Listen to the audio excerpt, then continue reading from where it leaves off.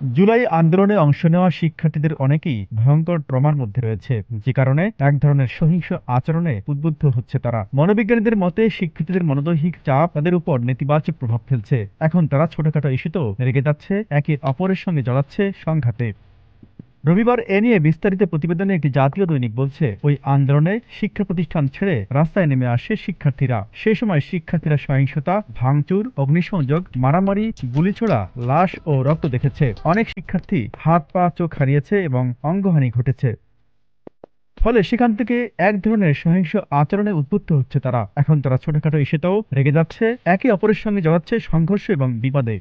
খবরে বলা হয়, শিক্ষার্থীদের মধ্যে অস্থির এই প্রবণতা জাতির ভবিষ্যতের জন্য মারাত্মক হুমকি। তরুণদের মধ্যে সহনশীলতা, যুক্তিবাদ ও নিয়মতান্ত্রিকতার পরিবর্তে অহেতুক আন্দোলনের সংস্কৃতি গড়ে উঠছে, যা আগামী দিনে আরো বড় সামাজিক সংকট তৈরি করতে পারে বলেও তাদের আশঙ্কা।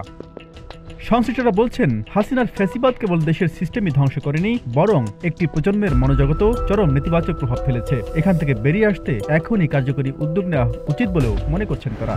Z news, Dhaka.